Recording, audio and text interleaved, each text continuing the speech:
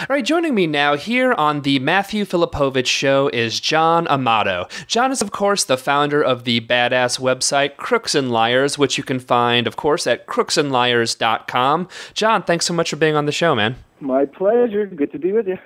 All right, so John, the 2012 elections are a little over a year away, and the GOP have done a lot of work recently making it harder for people to actually vote. So tell us, what's your take on that, man?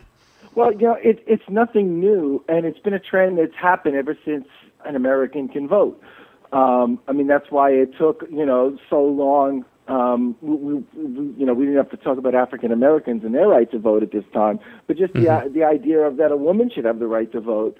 And so what Republicans have always been doing, it's not voter fraud, it's voter suppression. And there's many different types of ways to carry out voter suppression.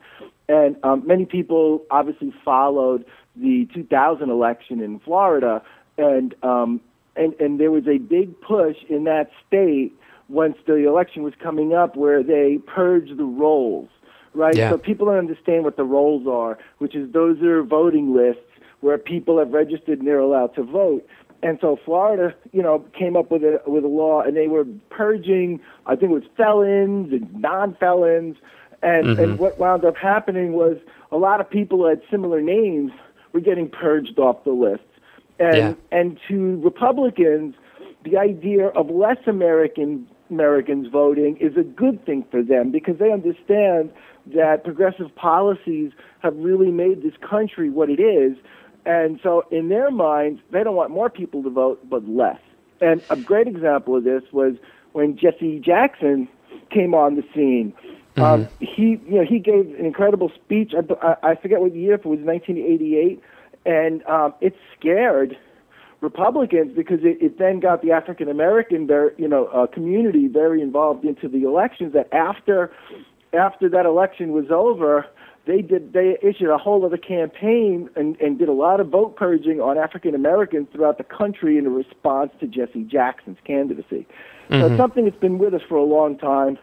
And back in 2008, we had the Indiana voter ID controversy, where the Roberts Court basically sanctioned their law, and what we found out obviously was that the Roberts Court is one of the most activist courts in the history of our country. Yeah. And so they upheld that decision. And what voter ID? Ask yourself and your listeners, who gets hurt? What demographic of people get hurt having to bring voter IDs? There's been many studies, and one of them, in particular, it talks about the elderly and also the disabled and people that are hurt. And the poor, especially when you have things where you have to, it's essentially a poll tax, making people having to pay for an ID that they may not be able to afford, and if they don't have this ID, they won't be able to vote. Absolutely. There was just a big thing that went on in Wisconsin where a state, I believe it was somebody who's working for the state, where Wisconsin, they have their own version of like a sort of voter ID. And one of the people working for the state did an email blast and sent in his district and basically said, you can get these IDs for free, and here's where you can go to get it. Well, when he showed up at work the following day, his workers and a boss said, when the bigwig comes in, he's not going to be very happy about this. And he's like, why? Well, because, why don't people have the right to know where they can get, their IDs and that it's free? And he got fired. So that was a pretty big story just recently. Yeah, exactly, man. And then, you have, there's another story that just broke today from Mother Jones about how the Republicans, they can't win just on their ideas, so they actually are stopping people from voting, and how in Pennsylvania, they may actually change the whole electoral system and stuff in Pennsylvania and split the electoral votes by congressional district now and stuff too, man. It's friggin' everywhere. Yes, and that's reaching out to California. I was just reading about that after I finished sort of helping get our morning posts ready to go.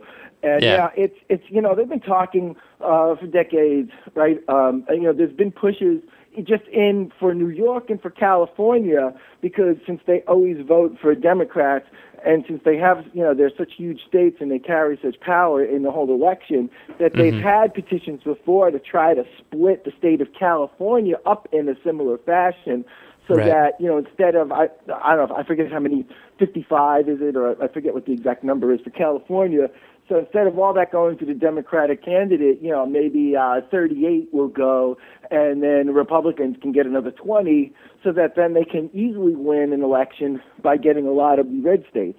So it's not a shocking development, but this is what happens when people reflexively vote in these sort of Tea Party conservative governors who felt empowered to do horrendous things, as we've seen in the last, since 2008,